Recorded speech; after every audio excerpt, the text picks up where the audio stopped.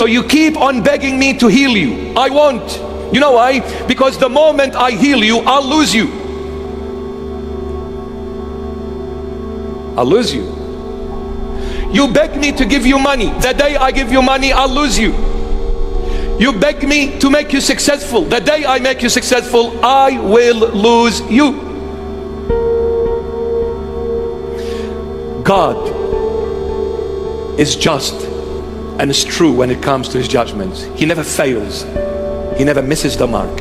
He knows exactly what is good for you and what is not. And that is why when you go through some rough seas and you've been praying for a little while for those rough seas to come to absolute calmness and serenity, and if those prayers are not being answered back quickly, swiftly, it is being delayed, do not panic, because God sees, God knows, and he's in control. Don't ever think that he has forgotten you.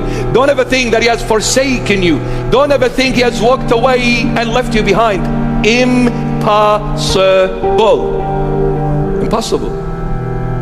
But God knows when to bring you out of the rough seas, when to bring you out of the dark tunnel, when to bring you out of the illness, when to bring you out of the tribulation. Trust in the Lord, for his judgments are true and righteous, just. He never fails.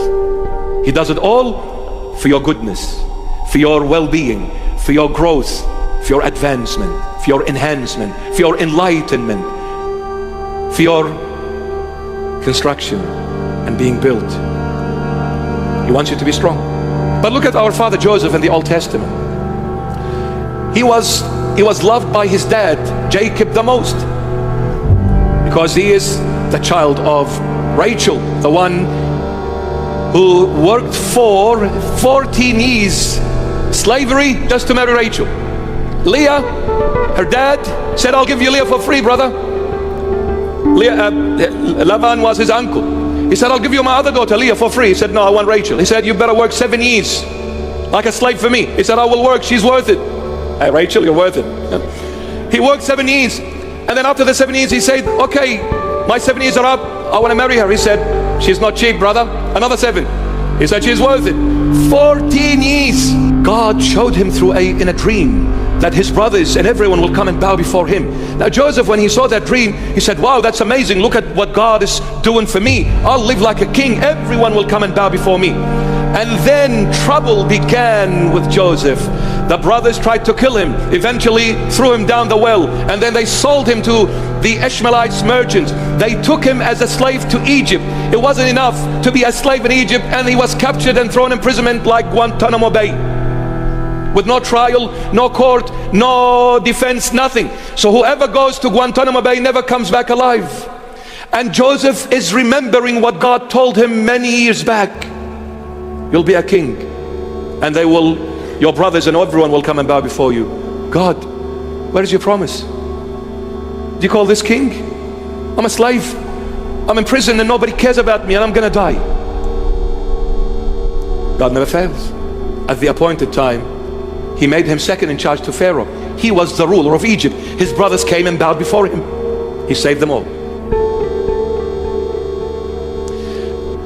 Let me put it this way, so you don't have to try hard. Trust me, just give up and let God take control, because you'll get nowhere if you try hard.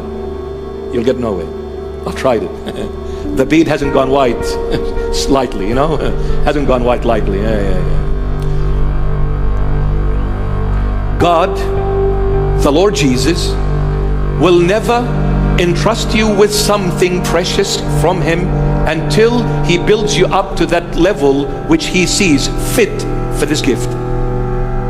So again, God, the Lord Jesus, will never entrust you with a precious gift from him until he builds you up where you can take care of that gift. If the Lord Jesus gives you a precious pearl and you are still a baby in spirituality, you'll throw it away. He wants to make a man out of you before he gives you that precious pearl. But since he appointed that precious pearl for you, he will make sure he'll make a man out of you, whether you like it or not. So you argue, you fight, tough luck. The Lord will do what he sees fit, because the Lord purchased you with his precious blood. He will never let you go astray unless He brings you to Him. Until the last second of our life on earth, the Lord will try every way possible to bring us back to Him. Unless we are beyond stubborn and reject Him completely till the end. But He will never give up on you, because He bought you with His own blood. He'll break you, He'll twist you, He'll bash you, He'll kick you, He'll punch you, but He will make a man out of you. Because the Lord doesn't want little kids entering His kingdom. He wants real men, warriors, not weak, not cowards. Read the end of the book of Revelation. There's a list of people who will not make it to God's kingdom. One of those names in that list are the cowards.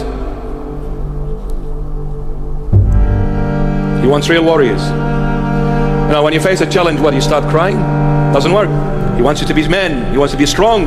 Face the challenges head on and cut through them by the grace of the Lord Jesus. You know, like that big ship, when it sails in that big massive ocean, when the ocean goes wild, the ship never runs away from the waves. If the ship runs away from the waves, it will be tipped on its side and then eventually go down. But it will face those massive waves coming and will cut through it. This is the only way to make it to the shores of peace. Cut through the waves. Face challenges and look Him in the eye and say, in Jesus' mighty name, just like you, Lord, walked on that wild sea and you stepped on every wave, in your name, Lord, I will step on every wave that come my way.